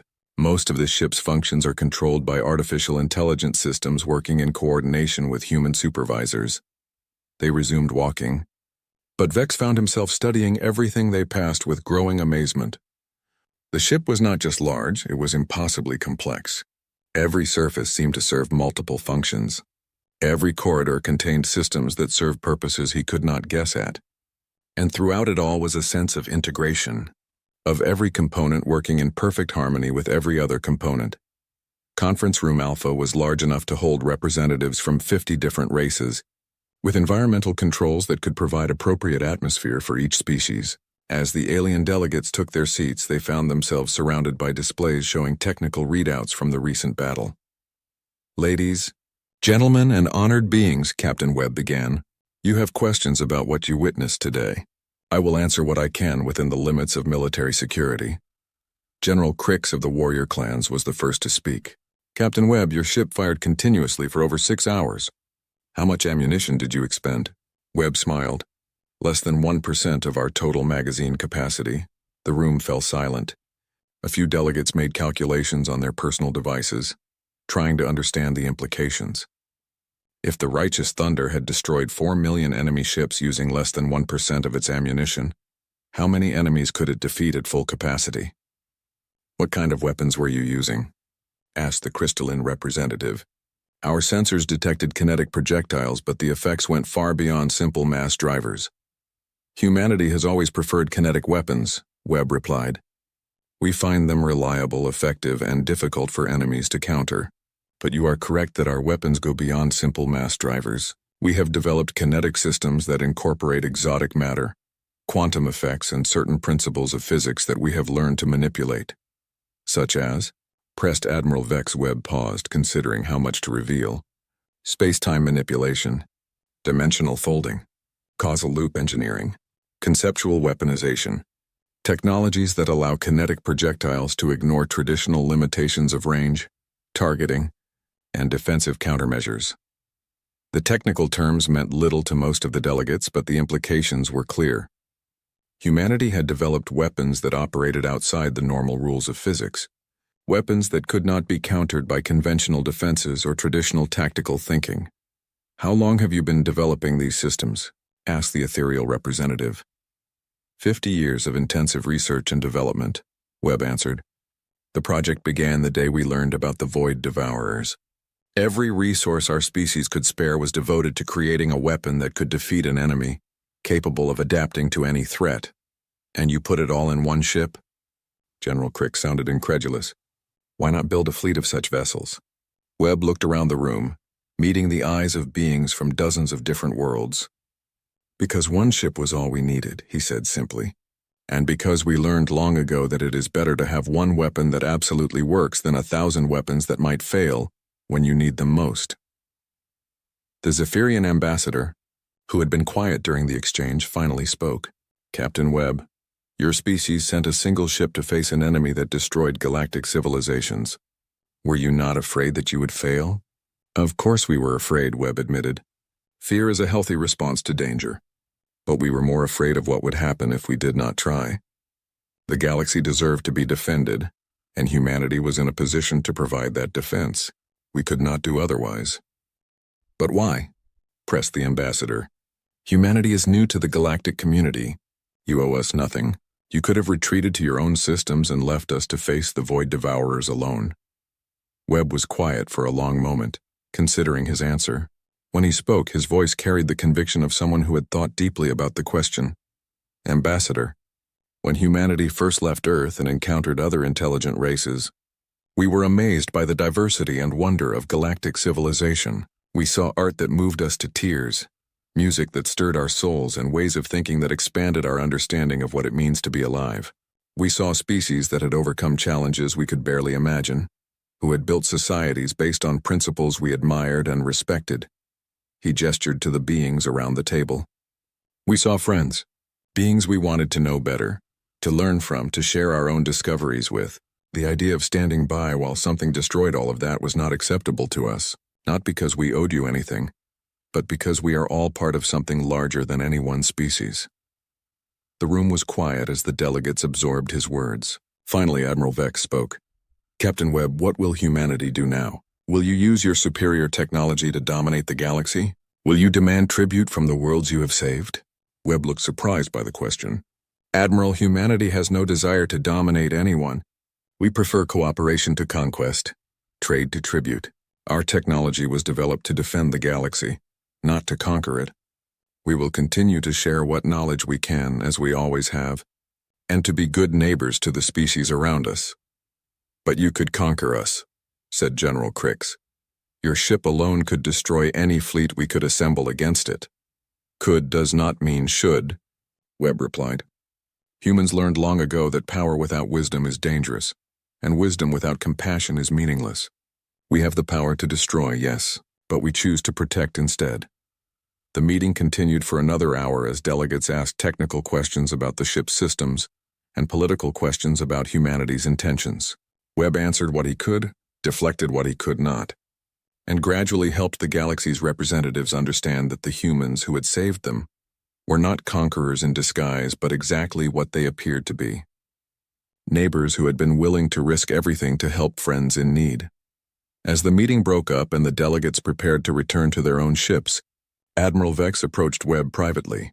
"Captain," he said, "I must ask you one final question.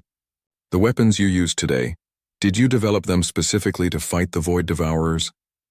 "Yes," Webb confirmed. "Every system on this ship was designed with that specific enemy in mind. But the Void Devourers were thought to be extinct. Most races considered them legends, stories to frighten children. How did humanity know they would return?" Webb smiled, but it was a tired smile now. The battle was over, but the weight of what they had accomplished was beginning to settle on his shoulders. "Admiral, there is something about humans that other races sometimes find difficult to understand. We plan for the worst-case scenario, especially when everyone tells us it will never happen. We prepare for enemies that might never come, disasters that might never occur, and challenges that might never arise." He paused, looking out through the conference room's viewport at the debris field that had once been the greatest threat the galaxy had ever faced.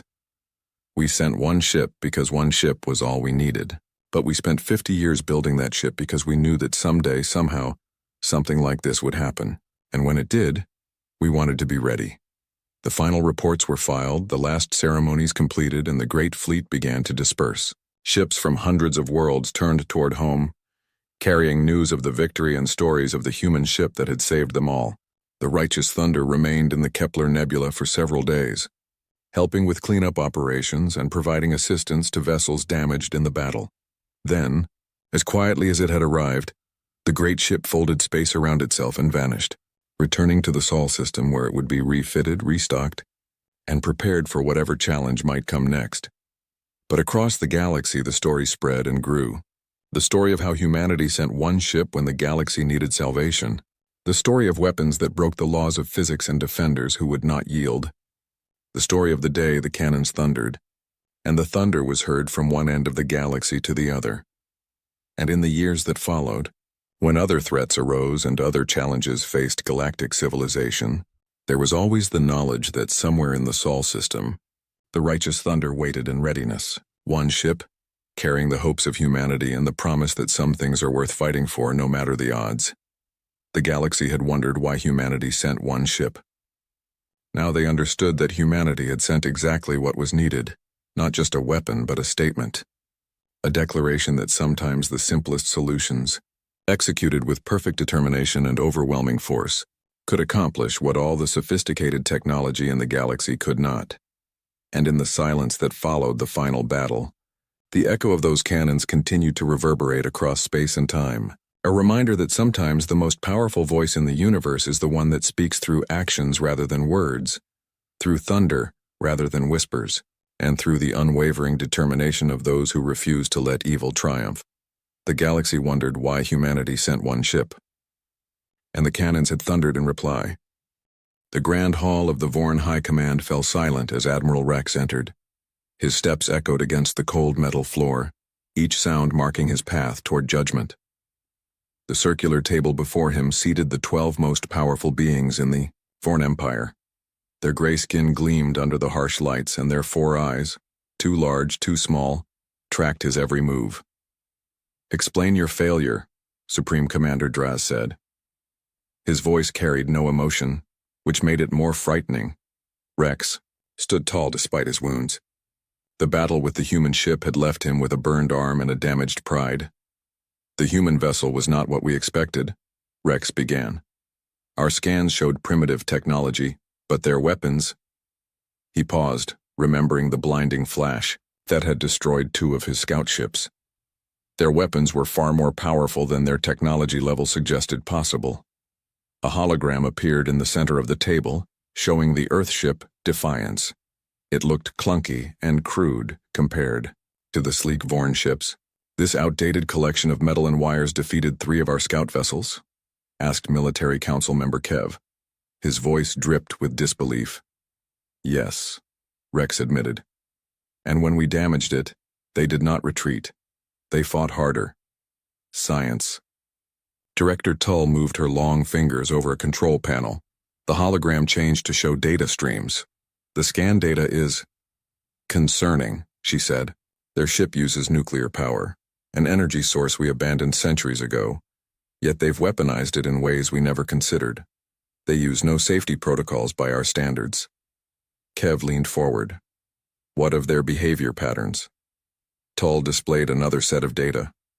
We intercepted their communications during the battle. Their language is simple, but their responses to danger are not. When outmatched, their brain chemistry changes. Instead of fear leading to retreat, it triggers aggression and problem-solving. The room grew quieter still. How many ships do they have? Asked Draz. Based on our scans of their system, we estimate under 500 war vessels, answered Tull. Technologically inferior to even our smallest fighters. And yet they defeated. Your squadron, Draz reminded Rex. Numbers mean nothing if their behavior cannot be predicted by rational models. Rex lowered his head. The human captain, he did something no Vorn would ever do. When we targeted their engine section, he turned the damaged part of his ship toward us and accelerated. He used his own damaged vessel as a weapon. Murmurs filled the room. Prepare the war fleet, Draz finally ordered. These humans must be dealt with before they become a true threat. Captain Jack Miller of the Earth. Warship Defiance stared at his reflection in the small mirror of his quarters. A fresh cut ran across his forehead, and dried blood caked his short brown hair. The battle had been close, too close. A knock on his door broke his thoughts. Enter, he called. Lieutenant Anna Davis stepped in, her uniform torn but her posture perfect. Sir, Earth Command is requesting our full report. They're calling an emergency meeting of all fleet captains. Miller nodded. Tell them we're on our way. How's the ship? Engineer Ross says the main drive is at 60%. Weapons are operational, but shields won't hold against another attack like the last one. Miller grabbed his jacket. And the crew? 7 dead, sir. 19 injured. Everyone else is shaken but ready. Miller closed his eyes for a moment, adding 7 more names to the weight he carried. Those alien ships. They were just scouts, weren't they? Davis nodded. According to Ross's analysis, yes. Probably an advanced recon team. So there's more coming. It wasn't a question. Many more, sir. Miller followed Davis to the bridge. The normally bright space was now running on emergency power. Screens flickered and repair crews worked on damaged stations. Through the main viewport, Earth looked small and vulnerable. Captain on the bridge, someone called out. As you were, Miller said. Get me Earth Command. The main screen filled with the stern face of Admiral Stone. Miller, you look like hell. Feel like it too, sir. Your encounter confirms what we feared. We are not alone, and we are not welcome. Stone's face was grim.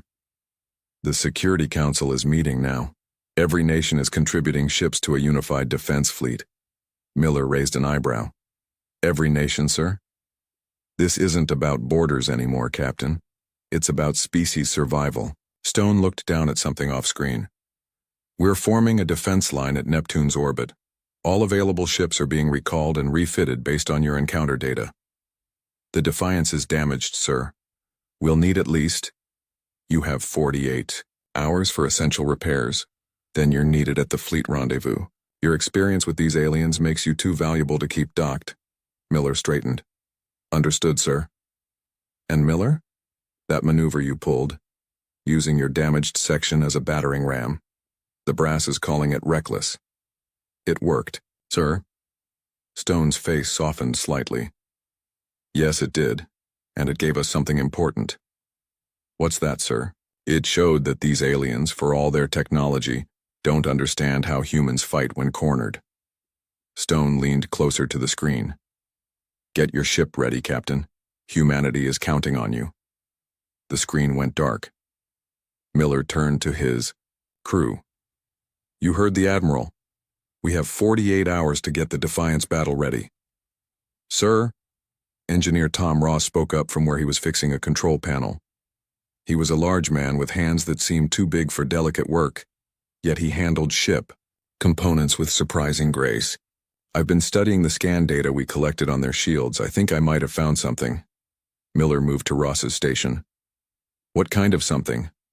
Ross pulled up a diagram on his screen.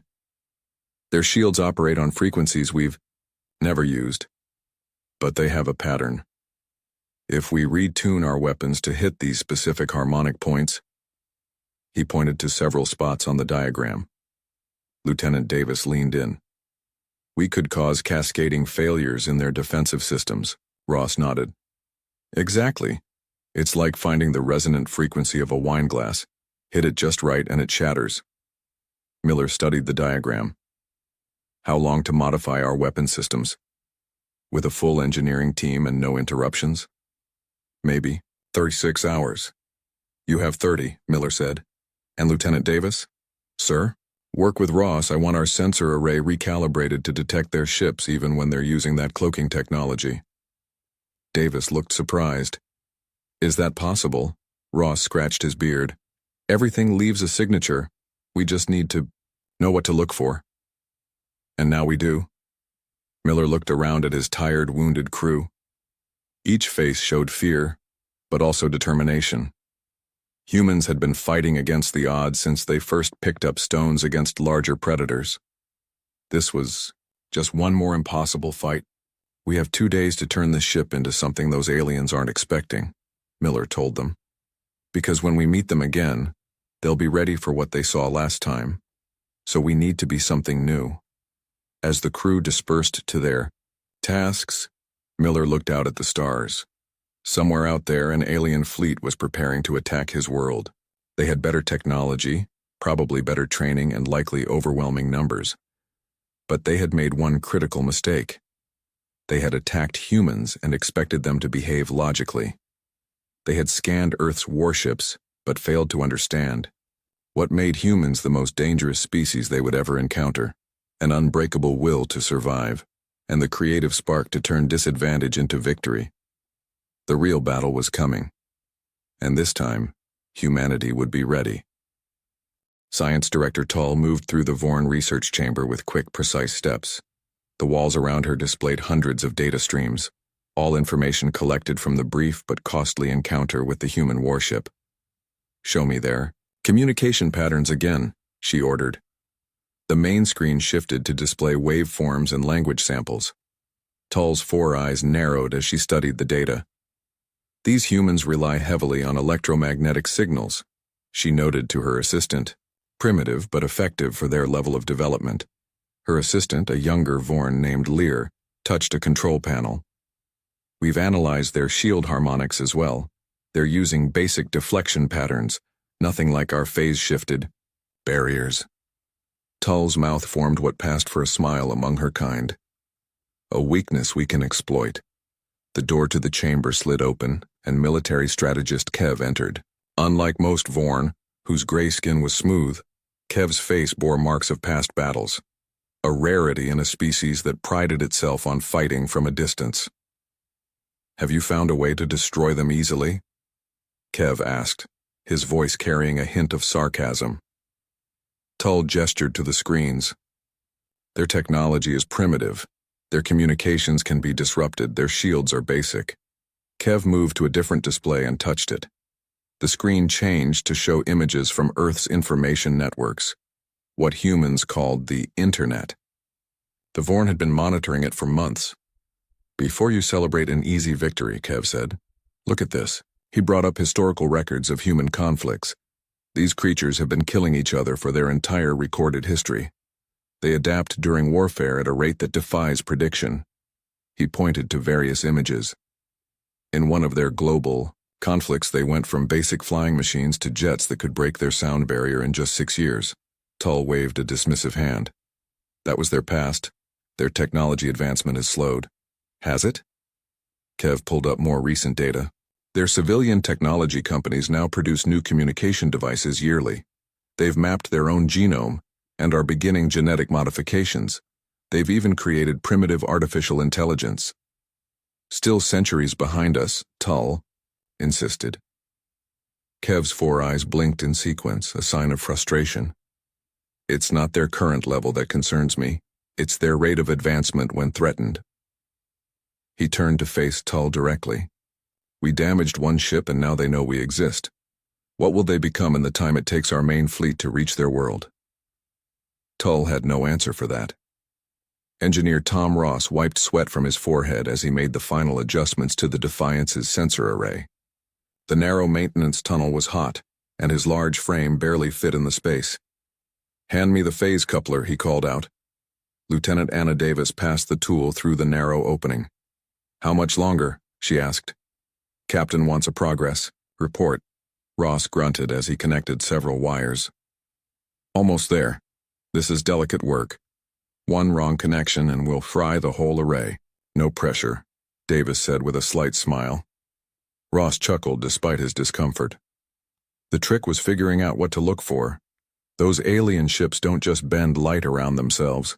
They shift their energy emissions to frequencies we weren't monitoring. A spark flew from the panel and Ross swore. "Everything okay in there?" Davis asked. "Fine, just a discharge." Ross made a final adjustment. "That should do it.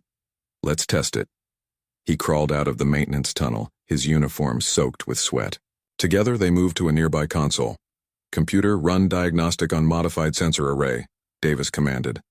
The screen lit up with scrolling data. "It's working," Ross said, his voice rising with excitement. "The modifications are stable." Davis studied the readout. "So if the aliens show up using the same cloaking technology, we'll see them clear as day," Ross finished. "And they won't know we can see them." Davis tapped her communicator. "Davis to Captain Miller. The sensor modifications are complete and operational." Miller's voice came through. "Good work. Both of you report to the bridge. We're approaching the rendezvous point." When they arrived, on the bridge, the view through the main screen took their breath away. Dozens of Earth warships were gathered in a loose formation near Neptune's orbit. Ships of all sizes and designs, some hastily converted from civilian vessels, others pulled from various national fleets, now formed humanity's main line of defense. Captain Miller stood at the center of the bridge, studying a tactical display. He looked up as Ross and Davis entered. "Engineer Lieutenant, your timing is perfect." He gestured to the screen. "Welcome to the Human Defense Fleet." Ross whistled. "I've never seen so many ships in one place." 87 vessels, Miller said, "with more on the way, but it won't be enough if we fight conventionally." He turned to Ross. "Your sensor modifications, can they be applied to the other ships?" Ross nodded. "The principle is simple once. You know what to look for. We can transmit the specifications to the fleet." "And the weapons recalibration?" Miller asked. "That's more complicated," Ross admitted. "Each ship class has different weapon systems. They'll need individual adjustments." Miller frowned. "We don't have time for that." Lieutenant Davis stepped forward.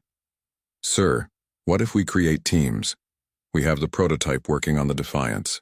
We could send engineering teams to help the other ships implement the modifications faster." Miller considered this. "Good idea, Lieutenant. Make it happen." He turned back to the tactical display. "Admiral Stone is calling a command meeting in 1 hour. I want to present him with more than just defensive options." "Sir?" Davis looked confused. "These aliens came to our home and attacked without provocation," Miller said. "I don't want to just survive their next attack. I want them to regret ever finding us." Ross cleared his throat.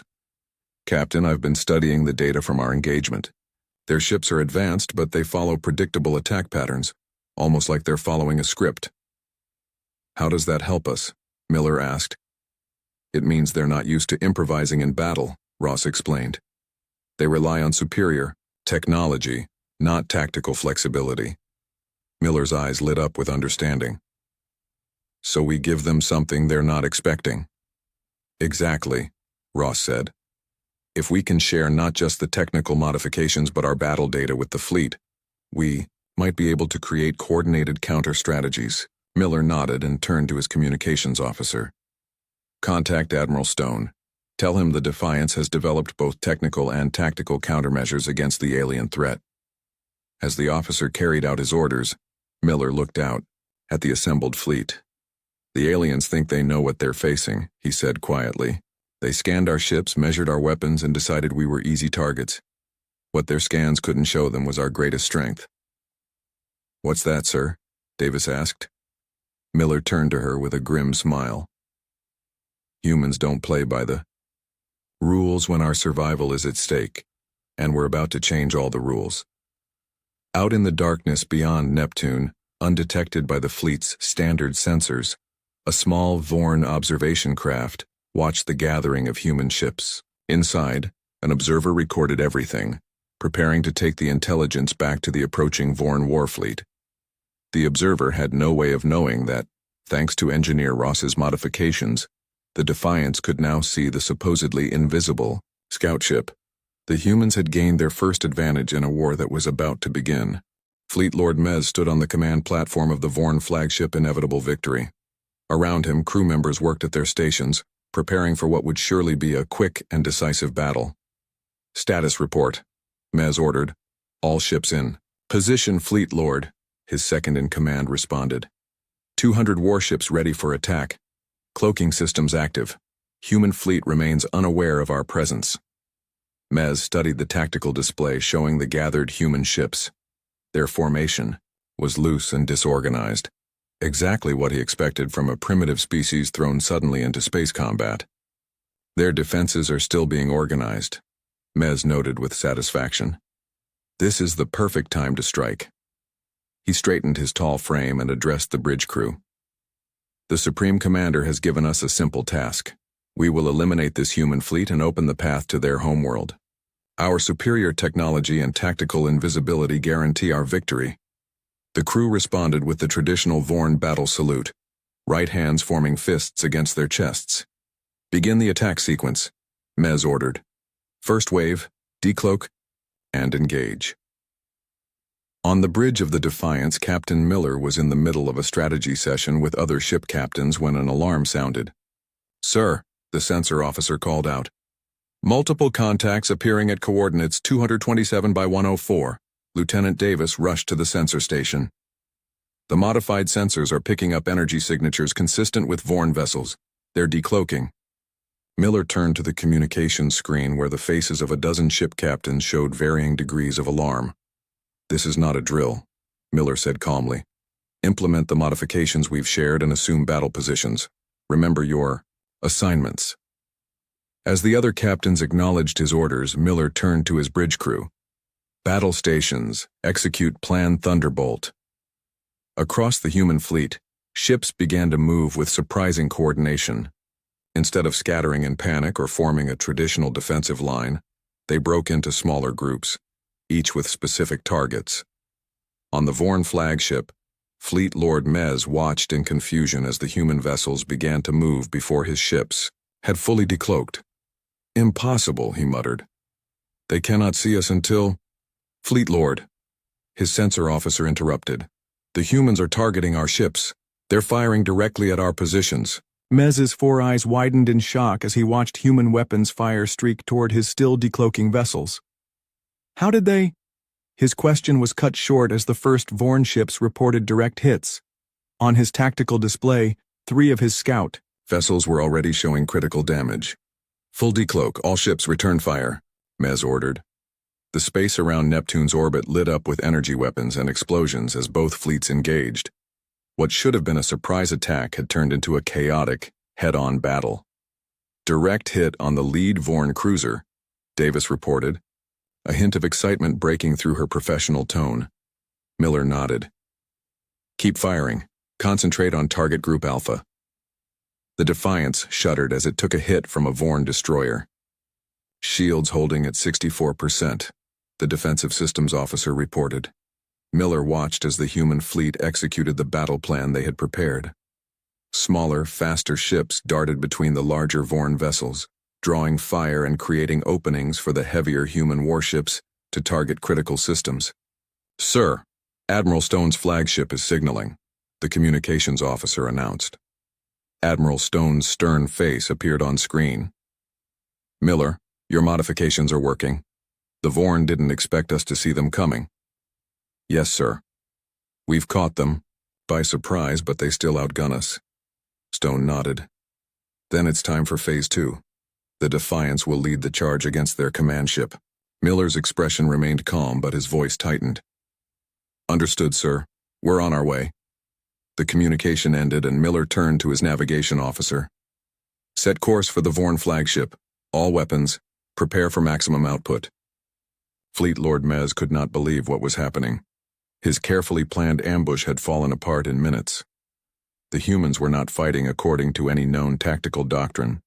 Their smaller ships were sacrificing themselves to create openings in his formation, while their larger vessels targeted his key command ships with weapons that somehow penetrated Vorn shields more effectively than should be possible.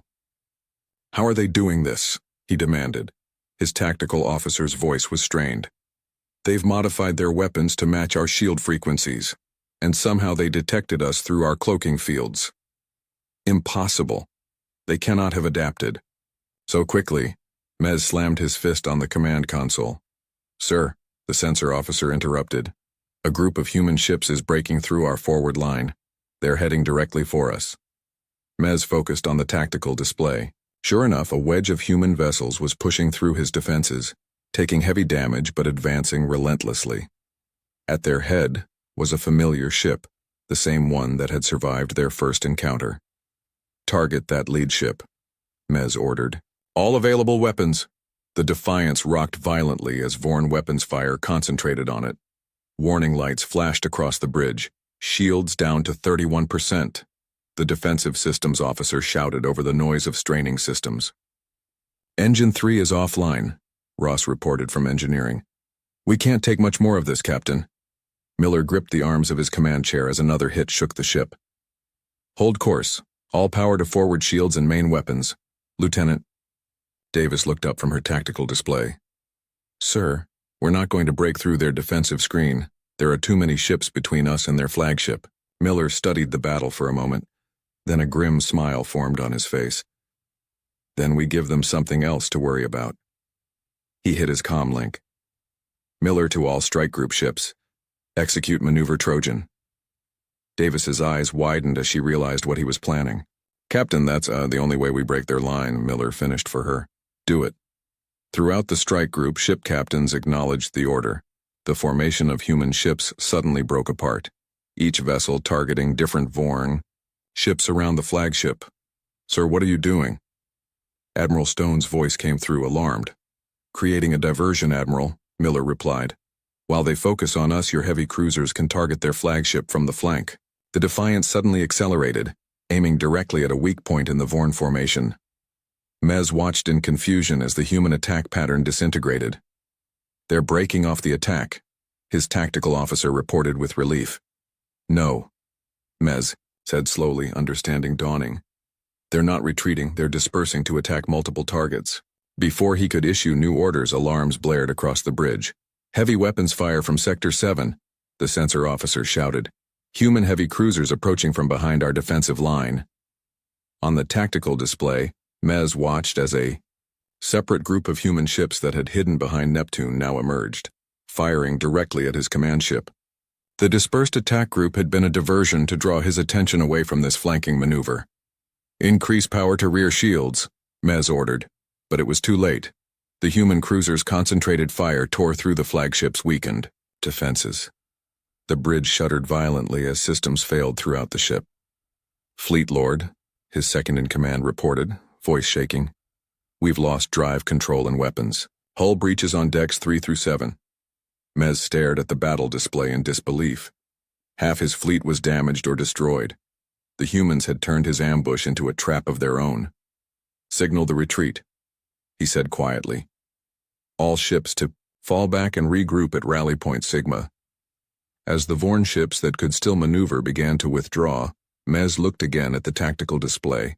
The human vessel Defiance was still fighting, despite heavy damage. Its captain had led the diversionary attack personally, risking destruction to create an opening for the main strike. For the first time in his long military career, Fleet Lord Mez felt something unfamiliar. Doubt. The Vorn had ruled space in this sector for centuries. No species had ever defeated a Vorn battle fleet until today. The grand chamber of the Vorn Supreme Council echoed with angry voices. 12 tall chairs arranged in a circle contained the most powerful beings in the Vorn Empire. At the center, Fleet Lord Mez stood with his head slightly bowed, a position of shame among his kind. Supreme Commander Draz's voice cut through the noise. Silence!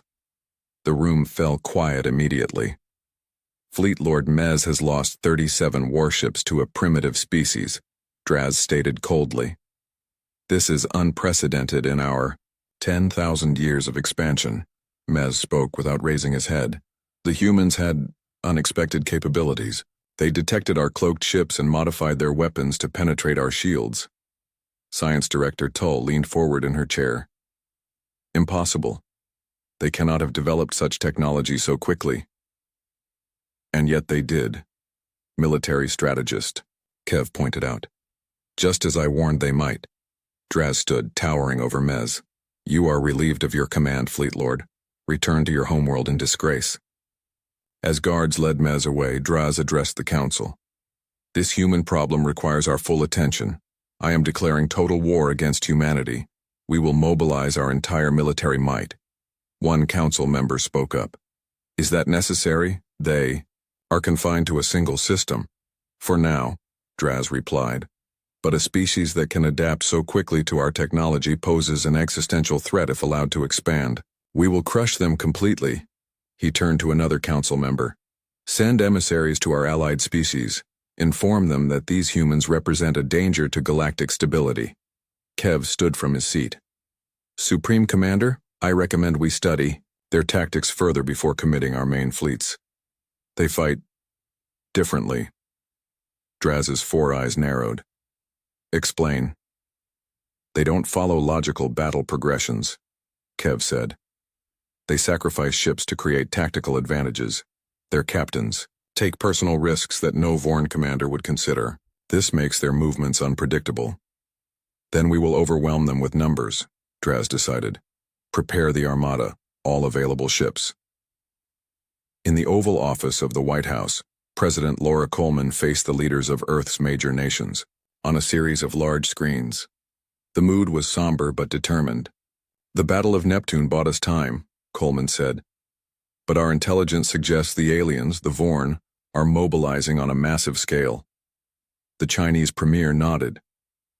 Our scientists are working day and night on the alien technology we recovered from damaged ships, as are ours, replied the Russian president. But centralized research is too slow. We need a new approach. Coleman stood and paced the room. That's exactly what I wanted to discuss. The old way of military research, secret labs, classified projects won't work fast enough. She pressed a button on her desk, and a new face appeared on the screens, a young woman with short hair and intense eyes. This is Dr. Helen Wright, a physicist from Carleton University in Canada. Doctor, please share your idea with everyone. Dr. Wright cleared her throat. Thank you, Madam President. I've been studying the Vorn Shield technology data that was distributed to research teams worldwide. Their approach to energy fields is fundamentally different from ours. She displayed a complex diagram. But I discovered something unusual. By inverting their shield principles and combining them with our own approaches, we can create a hybrid system that's actually more effective than either technology alone. The German chancellor leaned forward. You've developed a better shield than the aliens who have had this technology for centuries? Yes, Wright said simply, because I wasn't constrained by their way of thinking. Their shields are elegant but follow very strict engineering principles. My approach is messier but more effective. President Coleman took over. Dr. Wright was working at a small university lab, not one of our major military research facilities. And therein lies my proposal. We distribute the Vorn technology data to every research team on Earth. Military, civilian, academic, private sector, everyone. The Japanese Prime Minister looked shocked. That goes against all security protocols. Exactly, Coleman replied. The Vorn expect us to behave like them, centralized, hierarchical, predictable, but humanity's greatest strength is our diversity of thought. She looked at each leader in turn. We need to unleash humanity's full creative potential. Thousands of teams working in parallel will develop innovations no single approach could discover. After a moment of silence, the leaders began to nod in agreement. "Let's do it," the British Prime Minister said. "Full global cooperation." 3 weeks later, Earth's orbital shipyards were busier than they had ever been. Factories worldwide had pivoted to war production with astonishing speed. And most importantly, the distributed research approach was yielding results that stunned even its strongest supporters. On the bridge of the newly repaired Defiance, Captain Miller watched in amazement as workers installed new systems that hadn't existed a month ago. "Is that the right shield generator?" he asked Engineer Ross, who stood beside him. Ross nodded. "Version 2.0 already. They've improved it twice since the initial design." Lieutenant Davis approached with a tablet. "Captain, we've received our new orders from Admiral Stone." Miller took the tablet and read quickly, his eyebrows rising. "They want us to lead a mission into Vorn territory for intelligence gathering. Apparently the new stealth system makes us effectively invisible to Vorn sensors," Davis explained. "It uses their own cloaking technology against them." Ross grinned. "Like fighting fire with fire." Miller handed the tablet back to Davis. "How soon can we depart?" "The final systems will be installed by tomorrow morning. We can leave immediately after." Miller turned to look at Earth through the viewport. The blue planet seemed smaller, more vulnerable than ever before. "Then we'd better get ready. We need to know what we're really facing."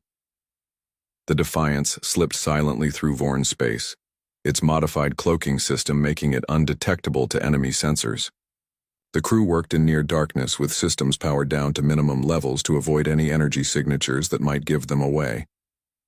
On the bridge, Captain Miller and Lieutenant Davis studied the data they were collecting from Vorn communications. "And sensor readings, sir," Davis whispered. "I think you should see this." She transferred data to the main screen, which showed a map of Vorn-controlled space. Miller's breath caught as he saw the scale. "That can't be right," he said. "This shows hundreds of star systems under their control." Davis nodded grimly. "And look at these readings from inhabited planets. The biosignatures don't match Vorn physiology." Miller leaned closer. "There are other species enslaved?" "It appears so, sir. We're picking up transmissions from at least 7 different non-Vorn species, all reporting to Vorn masters." Miller's face hardened. "They're not just invaders. They're conquerors. They've been doing this for who knows how long." "Sir," the communications officer called softly, "we're intercepting high-priority Vorn military transmissions. They're dispatching their main invasion fleet to Earth. Thousands of ships." Miller straightened. "Record everything. We need to get this intelligence back to Earth immediately." As the Defiance carefully changed course to head home, Miller stared at the vast expanse of Vorn territory on the display. The situation was worse than they had imagined. Earth wasn't facing a simple border skirmish or resource conflict. They were up against an ancient empire that had been conquering and enslaving species for millennia. But now Miller understood something the Vorn didn't yet grasp. They had never faced an enemy like humanity before, and humanity now knew exactly what kind of threat they were fighting. Fleet Overlord Draz stood on the command platform of the inevitable conquest, the largest battleship ever constructed by the Vorn Empire. Around him stretched the vast invasion fleet, 3,000 warships arranged in perfect formation. The Lei Armada represented nearly half of the Empire's total military might, a force that had conquered hundreds of worlds over millennia. "All ships report ready, Overlord," his second-in-command stated. Draz's 4 eyes surveyed the tactical display, showing their target the small blue planet called Earth. "Begin the assault, standard conquest pattern." The massive fleet moved forward as one, entering faster than light travel for the short jump to the Sol system. "The humans have had time to prepare," Draz noted. "But nothing could prepare them for this." Admiral Ben Stone stood in Earth's central command center, surrounded by holographic displays showing the planet's defenses. Representatives from every major nation crowded around the circular command table. "The Defiance has confirmed it," Stone announced. "The Vorn invasion fleet has entered our detection grid. 3,000 ships approaching in formation." Murmurs spread through the assembled leaders. "How many ships do we have?" asked the Chinese admiral. 512 combat-ready vessels, Stone replied, plus the orbital defense platforms. President Coleman stepped forward. Are the defense platforms ready? Yes, Madam President. All 300 platforms are in position, disguised as debris or civilian stations. And the right shields, installed? On all major vessels and platforms. We've also equipped 80% of our ships with the new hybrid weapon systems. Coleman nodded and addressed the room. Ladies and gentlemen, today humanity faces its greatest challenge. The Vorn believe their superior numbers guarantee victory. They think they understand what they're fighting. She gestured to a display showing Earth. We're going to show them how wrong they are. Stone stepped up to the tactical display. We will execute Operation Broken Mirror. Instead of spreading our forces evenly, we'll concentrate the fleet to protect these key areas. He highlighted several major population centers. This will leave other regions seemingly undefended. The Vorn will interpret this as desperation, Coleman added. They'll spread their forces to attack what they think are our weak points. Stone looked at each military leader in turn. Once their fleet is committed and dispersed, we spring the bow trap. The Vorn fleet emerged from faster-than-light travel at the edge of Earth's solar system. On the bridge of the inevitable conquest, Fleet Overlord Draz studied the human defensive formation with disdain. They've concentrated their ships around their major cities, he observed, leaving the rest of their planet exposed. A foolish strategy, his tactical officer commented. No, Draz corrected. A desperate one. They don't have enough ships to defend their entire world. He turned to his communications officer. Order the fleet to spread out. Target pattern Omega. We will strike everywhere at once. As ordered, the Vorn Armada broke its tight formation, separating into hundreds of smaller attack groups that moved toward different regions of Earth. Overlord, the sensor officer called out. We're detecting unusual energy signatures around the planet. Some appear to be coming from what our data classified as debris fields. Draz waved dismissively. Sensor ghosts. The humans cannot hide their technology from us. Begin the attack. In Earth's command center, Admiral Stone watched as the Vorn fleet dispersed exactly as predicted. They took the bait, he said. All ships hold position. Wait for my mark. The Vorn attack groups moved closer to Earth, approaching what they believed were undefended regions. Stone's voice was calm. Activate defense platforms. Across Earth's orbit, what had appeared to be space debris, derelict satellites and civilian stations suddenly came to life. 300 heavily armed defense platforms hidden in plain sight, powered up their weapon systems. Defense platforms online, a technician reported. Target locks confirmed. Stone nodded. Fire. On the inevitable conquest, alarms blared as reports flooded in from across the fleet. Overlord, we're under attack from all sides, the tactical officer shouted. Energy signatures are appearing throughout Earth orbit. Draz stared in disbelief as the tactical display showed hundreds of new weapon emplacements that hadn't been there moments before. His dispersed fleet was caught in devastating crossfire, with ships taking heavy damage before they could regroup. It's a trap, he growled. Order all ships to reform defensive formations. But the confusion had already spread through the Vorn fleet. As attack groups tried to withdraw from the unexpected firestorm, they collided with reinforcement waves still moving forward. Sir, the communications officer reported, the human fleet is moving. On the tactical display, Draz watched as the Earth ships, previously holding position around population centers, now launched a coordinated attack against his fragmented forces. Captain Miller stood on the bridge of the Defiance, now commanding a special task force of 20 ships. All ships form up, he ordered. Our target is the Vorn flagship. Execute attack plan Spear. The Defiance and its escort ships accelerated toward the massive Vorn command vessel, which sat at the center of a protective formation of heavy cruisers. Sir, Lieutenant Davis reported from Tactical. The flagship is heavily defended. Their shields are unlike anything we've encountered before. Miller nodded. They're using their best technology now, but so are we. He turned to Engineer Ross. Are the new weapons ready? Ross grinned. Yes, sir. The phase disruptors are charged and locked on target. Fire when ready. The Defiance and, its escort ships fired simultaneously. Brilliant beams of energy shifting through multiple phases struck the Vorn defensive screens. Where conventional weapons would have been absorbed, these beams passed through the shields as if they weren't there, striking the hull directly. "Direct hits," Davis shouted.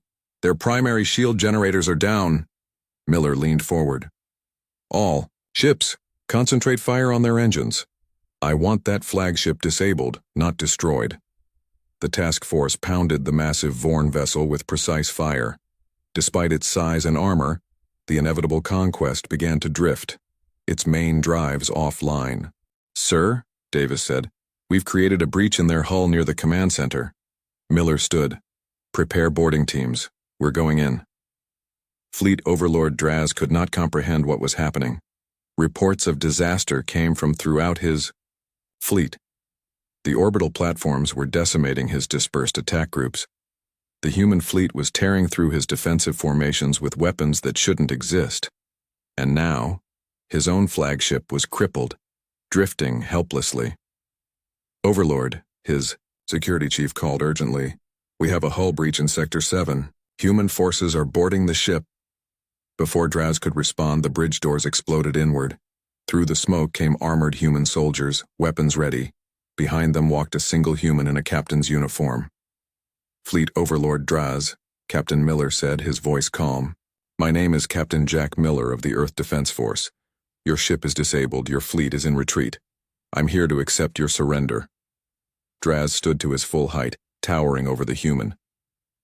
"The Vorn Empire does not surrender." Miller didn't flinch. "Look at your tactical display, Overlord.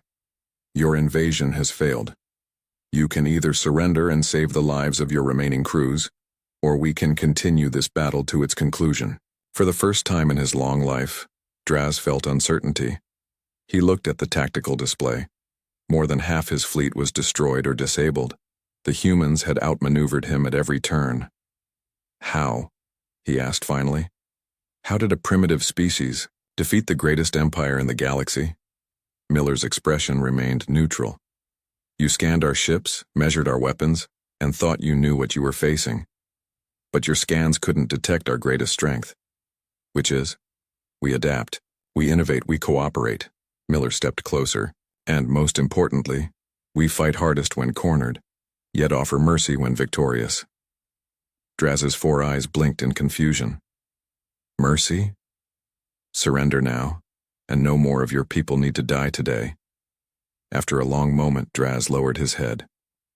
"I surrender my fleet." 1 week later, a formation of human ships escorted the defeated Vorn vessels to the edge of the solar system. On a dozen worlds throughout the galaxy, observers from other species watched the unprecedented sight, a Vorn armada in retreat. On an observation platform near Jupiter, President Coleman stood with Admiral Stone, watching the departure. "What do you think they'll tell their leaders when they return home?" Coleman asked. Stone's face was thoughtful. "That they encountered something they've never faced before. Not just ships and weapons, but a species that functions differently than any they've conquered." In the distance, the last Vorn ships disappeared into faster-than-light travel.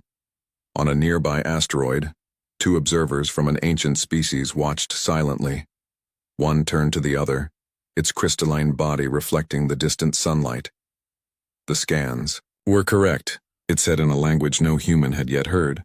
"Their warships aren't just vessels of destruction. They carry something far more dangerous. Humans who fight hardest when cornered, yet offer mercy when victorious." The second being's response was solemn. "The galaxy will never be the same." In Earth orbit, the Defiance rotated slowly, its battle scars now badges of honor. On the bridge, Captain Miller looked out at the stars, wondering what new challenges awaited humanity, now that they had announced their presence to the galaxy in such dramatic fashion. Whatever came next, humanity would face it together, with the same spirit that had turned certain defeat into unexpected victory.